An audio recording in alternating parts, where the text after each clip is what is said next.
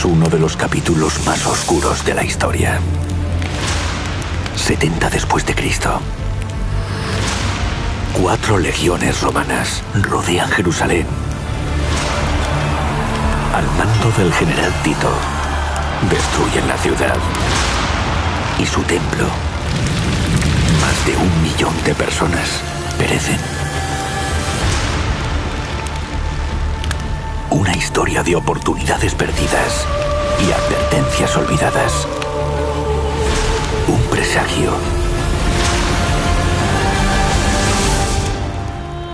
La caída de Jerusalén.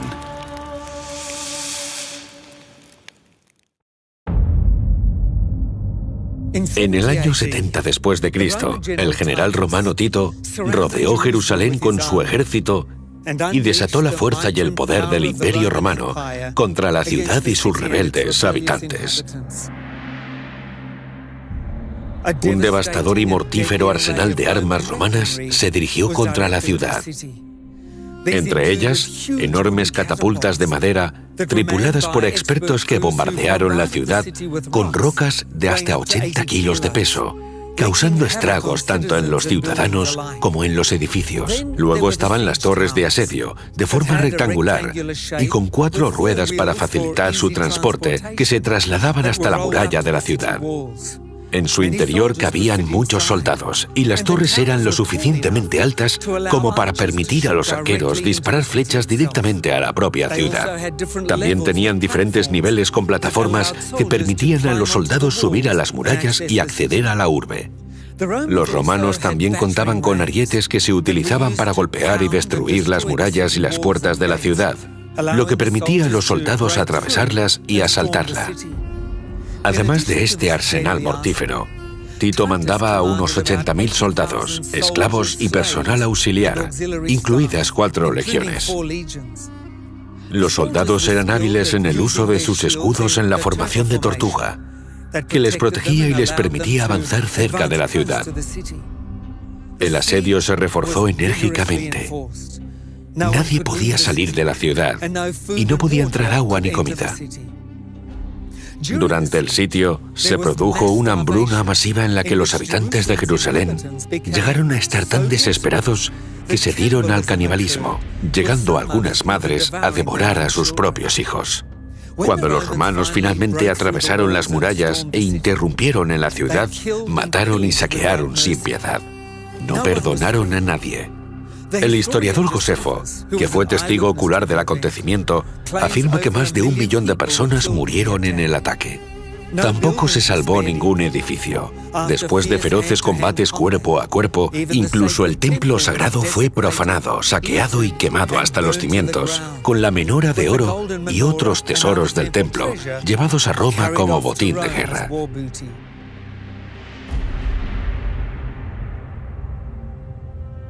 En muchos sentidos, Jerusalén había sido el centro del movimiento cristiano primitivo. Pero con la catastrófica caída de la ciudad, este ya no sería el caso. Contra todo pronóstico, la incipiente iglesia cristiana logró sobrevivir y luego prosperar, extendiéndose por todo el Imperio Romano y finalmente por el mundo. ¿Cómo pudo ocurrir esto? ¿Y cuál fue el secreto del éxito del cristianismo? Acompáñame a explorar la historia de la Iglesia cristiana tras la caída de Jerusalén y en los primeros siglos, y a encontrar respuestas a estas y otras preguntas en la tercera y última parte de nuestra serie sobre la caída de Jerusalén.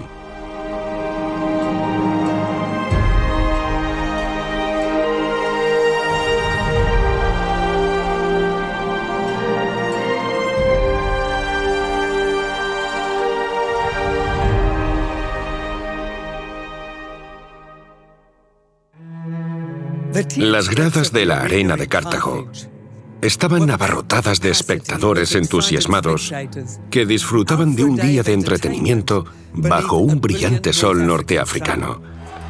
Y tenían mucho que celebrar, mucho que agradecer. Formaban parte del imperio más grande sobre la faz de la tierra, y Cartago era un monumento a la grandeza romana. Pero tras una pequeña puerta cerrada que daba directamente al polvoriento espacio central de la arena, una multitud de pasadizos conducían a un panal de pequeñas celdas bajo las gradas. Allí, bajo los pies de los espectadores, el ambiente era más sombrío, cargado tanto de tristeza como de terror. El calor era agobiante, y los prisioneros luchaban por respirar. Eran 5, 2 mujeres y 3 hombres. Habían sido encarcelados por el delito de ser cristianos. El imperio no solo odiaba al cristianismo, sino que se negaba a descansar hasta destruirlo de las formas más crueles imaginables. Los 5 prisioneros iban a ser ejecutados de una manera que emocionó a la turba romana. Los darían de comer a las fieras en los juegos militares que se celebraban en la arena de Cartago, en honor del cumpleaños del emperador Septimio Severo. Cuando los cristianos fueron conducidos a la arena, la multitud enloqueció al verlos tropezar en la arena. Los guardias romanos los arrojaron al centro de la arena y cerraron las puertas tras ellos. La multitud enmudeció al oír el ruido de las cadenas de hierro y al levantarse una segunda puerta. Esta puerta liberó a los leones en la arena.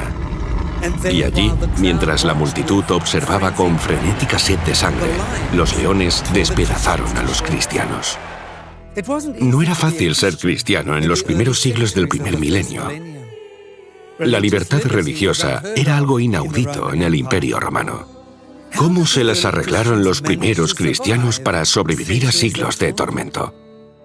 Bueno, cuando Jesús se sentó en el Monte de los Olivos y compartió el trágico destino de Jerusalén con sus discípulos, compartió tanto su segunda venida como la persecución a la que se enfrentarían sus seguidores. Mirando a través de los tiempos, vio en visión profética la terrible persecución que experimentaría la Iglesia cristiana. Sabía lo que les costaría a los que eligieran seguirle. Jesús describió la historia de la Iglesia primitiva en estas pocas y poderosas frases que se encuentran en Mateo 24:9. Entonces os entregarán a tribulación, y os matarán, y seréis odiados de todas las naciones por causa de mi nombre. Jesús podía ver el futuro, y previó que sus discípulos tendrían que enfrentarse a muchos desafíos, y sus predicciones fueron terriblemente exactas. La razón principal de gran parte de la persecución a la que se enfrentó la Iglesia primitiva fue el nivel de perturbación que el cristianismo introdujo en el mundo romano. El cristianismo era visto como algo nuevo, desafiante e incluso perturbador. Verás, los cristianos adoraban a un Dios desconocido, un Dios invisible, un Dios no hecho por manos humanas, un Dios que no se parecía en nada a los dioses romanos, ídolos hechos a mano de piedra, madera, oro y plata. Y la religión cristiana alejó a muchos del culto a los dioses romanos, que incluía el culto a los emperadores romanos. Más tarde, la negativa de los cristianos a rendir culto al emperador les valió un lugar entre los miembros más perseguidos y despreciados del Imperio Romano. El libro bíblico de Hebreos describe la experiencia de la Iglesia cristiana primitiva con estas palabras. Otros recibieron pruebas de burlas y de azotes, además de cadenas y cárcel. Fueron apedreados, aserrados, puestos a prueba, muertos a espada. La primera ola de persecución comenzó bajo los líderes judíos en Jerusalén alrededor del tiempo de la lapidación de Esteban. Aumentó bajo el emperador Nerón y continuó con diversos grados de intensidad durante los primeros siglos. Nerón justificó sus persecuciones acusando injustamente a los cristianos de causar el incendio que quemó la mayor parte de Roma y acusándolos falsamente de otros delitos graves. Se les inculpaba de ser la causa de todos los desastres naturales que ocurrían en todo el imperio, simplemente porque su culto a un Dios desconocido e invisible supuestamente había enfurecido a los dioses y diosas de Roma. También se les acusó de ser rebeldes contra el imperio y el emperador, porque se negaban a inclinarse y adorar al emperador. Miles de cristianos fueron entregados a las autoridades por vecinos y amigos sospechosos. Miles de cristianos fueron arrojados a las fieras en arenas de todo el imperio. Otros fueron quemados vivos en anfiteatros, con una multitud de espectadores vitoreando su muerte. La crucifixión era también un método popular de tortura y muerte para muchos cristianos. A menudo, la tortura y aniquilación de cristianos era el principal entretenimiento en los festivales públicos. Sin embargo, en lugar de acabar con el movimiento, la persecución solo parecía aumentar su difusión. Tertuliano, uno de los primeros cristianos, escribió estas palabras sobre el acoso al que se enfrentaban los cristianos. Podéis matarnos, torturarnos, condenarnos. Pero cuanto más nos sigáis, más crecemos en número. La sangre de los cristianos es semilla. Por cada cristiano que era quemado, azotado, crucificado o torturado, decenas de otras personas se levantaban para ocupar su lugar. La Iglesia creció y floreció a pesar de los devastadores golpes que le asestó el Imperio Romano. Pero este periodo del cristianismo no estuvo marcado solo por la persecución. También fue una época de crecimiento y pureza espiritual sin precedentes. Durante los primeros 2 o 3 siglos del primer milenio, la Iglesia floreció de una manera que no se ha visto desde entonces. ¿Qué llevó a este crecimiento y pureza? Bueno, el libro del Apocalipsis da algunas respuestas muy interesantes. Aunque el libro de Apocalipsis es principalmente un libro profético expresado en símbolos, se abre con una serie de mensajes enviados por Jesús a la Iglesia primitiva. Estos mensajes fueron diseñados para animar, reprender y guiar a la Iglesia a través de las pruebas que se avecinaban, y nos proporcionan una visión más profunda de la condición de la Iglesia primitiva y los desafíos a los que se enfrentaban. El primer mensaje fue dirigido a la Iglesia de Éfeso. Esta congregación nos ofrece un buen ejemplo de a qué se enfrentaba la Iglesia primitiva. Éfeso era una vibrante ciudad portuaria, conocida tanto por su opulencia como por su grandeza. Llena de comercio y cultura, era uno de los centros comerciales más importantes de la ruta postal imperial. Pero el principal reclamo de la fama de Éfeso era el templo de Artemisa, conocida como Diana en el mundo romano. La ciudad era el centro del culto a la diosa, considerada la deidad protectora de la caza, el parto, los animales salvajes y la castidad. Cuando el apóstol Pablo visitó la ciudad hacia el año 52 después de Cristo, era una metrópolis urbana consagrada al culto de Artemisa. También había una pequeña presencia cristiana en la ciudad, a la que Pablo animó y con la que trabajó para que creciera y se fortaleciera. La Biblia nos dice que entró Pablo en la sinagoga y por 3 meses continuó hablando denodadamente, discutiendo y persuadiéndoles acerca del reino de Dios.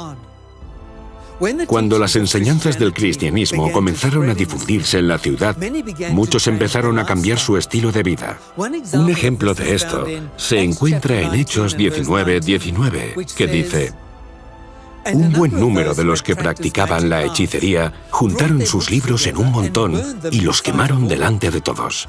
Cuando calcularon el precio de aquellos libros, resultó un total de 50.000 monedas de plata. Esta revolución social pronto empezó a repercutir en la economía local. El crecimiento de la Iglesia provocó un fuerte descenso en la compra de los ídolos de Artemisa o Diana y otras mercancías asociadas que se vendían fuera del templo de Artemisa, en el corazón de Éfeso. Un platero llamado Demetrio, que elaboraba estos ídolos, reunió al gremio de plateros y discutió la pérdida de ingresos declarando: varones, sabéis que de esta ganancia tenemos nuestras riquezas. Y veis y oís que este Pablo, no solamente en Éfeso, sino a gran multitud de casi toda el Asia, ha apartado con persuasión diciendo que no son dioses los que se hacen con las manos. De repente, el culto a Artemisa tuvo una seria competencia. El descenso de la venta de ídolos de plata era solo un síntoma del cambio de ideas en la ciudad.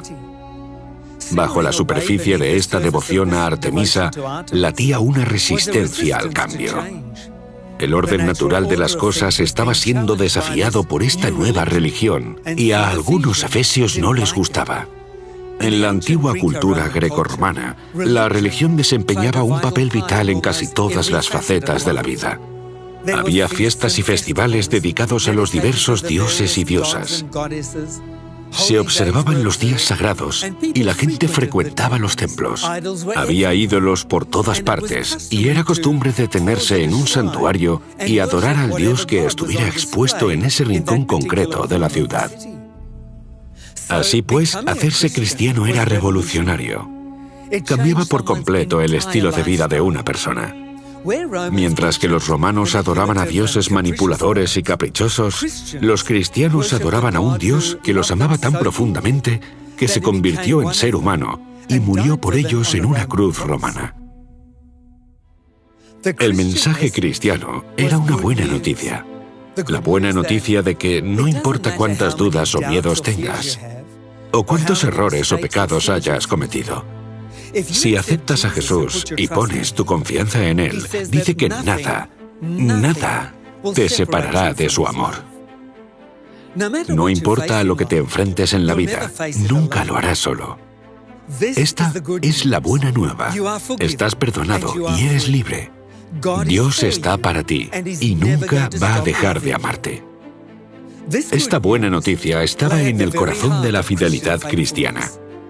En una época en la que ser cristiano era impopular y peligroso, miles de personas abrazaron este nuevo movimiento porque encontraron una religión que satisfacía los anhelos más profundos de sus corazones. Creer en Jesús les proporcionaba paz interior y felicidad duradera. Juan, como los demás discípulos, había experimentado personalmente la alegría de la comunión con Jesús. Eso fue lo que le motivó a compartir la buena nueva de un Salvador. Eso fue también lo que motivó a otros cristianos no solo a compartir su fe, sino a aferrarse a ella a pesar de la persecución. ¿Cómo se las arreglaron los primeros cristianos para tener una relación con Jesús cuando no estaba físicamente presente con ellos? Bueno, en primer lugar, Jesús había prometido enviar al Consolador, el Espíritu Santo como su representante. Así que su presencia estaba siempre con ellos. En Juan 14, del 16 al 18, Jesús dice: «Y yo rogaré al Padre, y Él os dará otro Consolador para que esté con vosotros para siempre, es decir, el Espíritu de verdad, a quien el mundo no puede recibir, porque ni le ve ni le conoce. Pero vosotros sí le conocéis, porque mora con vosotros y estará en vosotros. No os dejaré huérfanos. Vendré a por vosotros». Jesús prometió enviar al Espíritu Santo a los seguidores. Jesús mismo estaría presente con ellos en la persona de su Espíritu y los confortaría y ayudaría a sortear los desafíos que enfrentarían. Pero no era solo la presencia del Espíritu Santo en sus corazones lo que ayudaba a los cristianos a tener una relación con Jesús. También era el poder de la palabra de Dios que tenían en forma del Antiguo Testamento y las diversas cartas escritas a las iglesias por los apóstoles. Durante su estancia en la tierra, Jesús dijo a sus discípulos: «Examináis las Escrituras porque vosotros pensáis que en ellas tenéis vida eterna, y ellas son las que dan testimonio de mí». La mejor manera de experimentar la comunión con Jesús es a través de las Escrituras, y esto es exactamente lo que hizo la iglesia primitiva. Pasaban tiempo estudiando la Biblia, la palabra de Dios, no solo casualmente, sino en profundidad. Aunque la iglesia primitiva atravesó importantes dificultades, no se cansaron ni abandonaron su fe, porque basaron cuidadosa y diligentemente todas sus creencias en la palabra de Dios. Escribiendo a la iglesia de Éfeso, Pablo instruye: «Por lo demás, hermanos míos, fortaleceos en el Señor y en el poder de su fuerza. Vestíos de toda la armadura de Dios para que podáis estar firmes contra las asechanzas del diablo, y tomad el yelmo de la salvación y la espada del Espíritu, que es la palabra de Dios». En tiempos pasados, cuando un soldado entraba en combate, su espada era a la vez un arma ofensiva y defensiva, que le ayudaba no solo a atacar a su enemigo, sino también a repeler un ataque. La Biblia nos dice que todos somos soldados comprometidos en una batalla espiritual. Porque no tenemos lucha contra sangre y carne, sino contra principados, contra potestades, contra los gobernadores de las tinieblas de este siglo, contra los huestes espirituales de maldad en las regiones celestes. La palabra de Dios es nuestra arma en este conflicto cósmico. Fue el arma que utilizó la Iglesia primitiva en su lucha contra los poderes de las tinieblas. Pero las fuerzas de las tinieblas no pudieron prevalecer contra la palabra de Dios, la Biblia. No solo presentaba la verdad a todos los que estaban dispuestos a escucharla, sino que también transformaba las vidas de todos los que decidían seguirla. Un poderoso ejemplo de la fe y el coraje de la Iglesia primitiva cristiana es la historia de Policarpo, el obispo de la iglesia de Esmirna, una ciudad de Asia Menor, que hoy se conoce como la ciudad de Izmir en Turquía. Policarpo tenía unos 86 años cuando se convirtió en mártir. Probablemente fue el último cristiano superviviente que conoció a uno de los 12 apóstoles, habiendo sido discípulo de Juan. Policarpo fue arrestado y llevado ante el procónsul romano, cuyo corazón se ablandó al ver al anciano cristiano. Queriendo proporcionarle una vía de escape, el procónsul le animó a quemar incienso al César y jurarle fidelidad. «Jura al César», le instó el procónsul. «Reprocha a Cristo y te liberaré». Cuando Policarpo escuchó esto, clavó su mirada en el ansioso joven procónsul y dijo: «86 años le he servido y no me ha hecho ningún mal. ¿Cómo puedo blasfemar contra mi rey y mi salvador?». Policarpo fue llevado a la arena y atado en la hoguera, donde fue quemado ante una turba de espectadores que pedían su sangre. Tras su muerte, la iglesia de Esmirna siguió creciendo. Lamentablemente, no pasó mucho tiempo antes de que la iglesia fuera atacada de una manera mucho más insidiosa. Mientras que la persecución impulsó a la iglesia a florecer y crecer, la paz, a cambio de compromiso espiritual, resultó ser su perdición. El apóstol Pablo advirtió a los líderes de la iglesia de Éfeso de que esta amenaza se cernía sobre el horizonte y les encargó que salvaguardaran la pureza de la iglesia. Porque yo sé que después de mi partida entrarán en medio de ustedes lobos rapaces que no perdonarán la vida al rebaño, y que de entre ustedes mismos se levantarán hombres que hablarán cosas perversas para descarriar a los discípulos tras ellos. Lenta e insidiosamente, el compromiso se introdujo en la iglesia en la forma de entremezclar cristianismo y paganismo. Durante los primeros años del movimiento, la palabra de Dios había sido el fundamento sobre el que se edificó la Iglesia. Pero después de la conversión del emperador Constantino, la religión y las prácticas paganas romanas comenzaron a introducirse en ella. En poco tiempo, la tradición pagana había tomado el lugar de la palabra de Dios y la Iglesia, una vez pura y verdadera, entró en una espiral de oscuridad cada vez más profunda. ¿Por qué es tan importante que la iglesia de cada época se base firmemente en la Biblia, la única palabra de Dios? En Juan 8:32, Jesús dijo estas palabras a sus discípulos: «Y conoceréis la verdad, y la verdad os libertará». La verdad trae libertad. Así de sencillo. Para prosperar y no solo sobrevivir, necesitamos estar a la luz de la verdad. Pero, ¿dónde podemos encontrar la verdad? Una vez más, Jesús nos da la respuesta en Juan 17:17. «Santifícalos en la verdad. Tu palabra es verdad». La palabra de Dios es la fuente de toda verdad. En sus páginas encontrarás las respuestas a todas las preguntas más importantes de la vida. La iglesia primitiva creció y floreció porque era un movimiento basado en la palabra de Dios.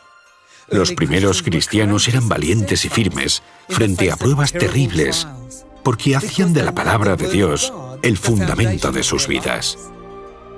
Vivimos en un mundo lleno de problemas.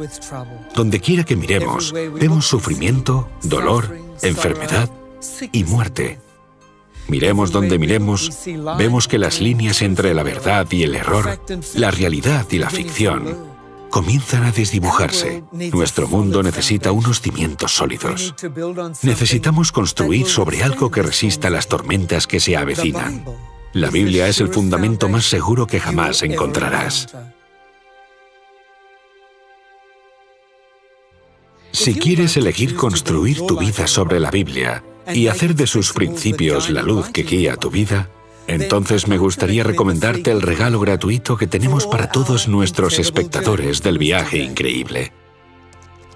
Entra en la web quecurso.es y disfruta de forma gratuita de todos los cursos que hemos diseñado especialmente para ti. Solo tendrás que registrarte, buscar el curso que prefieras en el catálogo e inscribirte para poder avanzar en las lecciones, a tu ritmo y desde cualquier lugar. Cursos de Biblia, salud, familia, lengua de signos y muchos más te esperan en quecurso.es. Si te ha gustado nuestro viaje tras las huellas de los primeros cristianos y nuestras reflexiones sobre su firme fe en Dios y la importancia de la Biblia, no dejes de unirte a nosotros la semana que viene, en la que compartiremos juntos otro de los viajes de la vida. Hasta entonces, oremos al gran Dios de la Biblia. Querido Padre Celestial, te damos gracias por tu palabra, la Biblia, y por la influencia positiva que puede tener en nuestras vidas. Te damos gracias por la buena nueva sobre Jesús y por cómo Él puede traer paz y felicidad a nuestras vidas. Por favor, concédenos a cada uno de nosotros esa paz y felicidad. Te lo pedimos en el nombre de Jesús. Amén.